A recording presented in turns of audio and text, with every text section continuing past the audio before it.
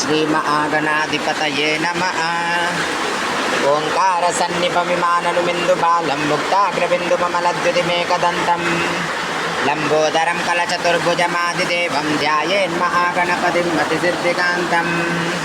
वन्दे नित्यं गणेशं परमगुणयुतं ध्यानसंतं त्रिनेत्रं एकं देवं त्वनेकं परमसुखयुतं देवदेवं प्रसन्नं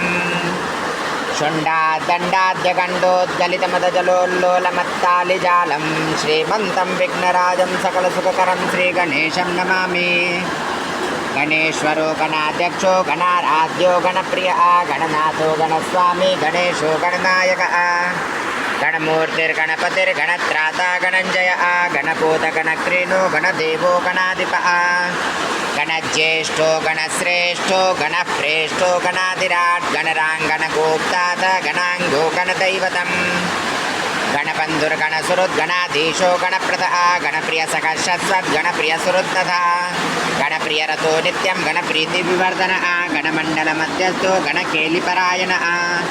गणाग्रणीर्गणेशानो गणगीतो गणोच्छ्रयः गण्यो गणयुतो गर्जत् गणसेनो गणोद्धतः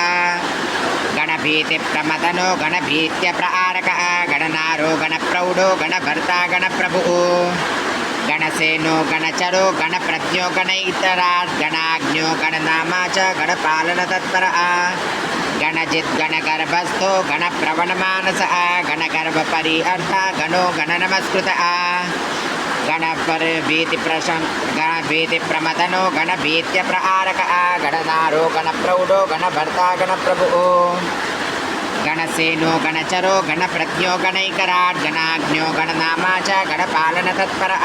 गणजित् गणगर्भस्थो गणप्रवणमानसः गण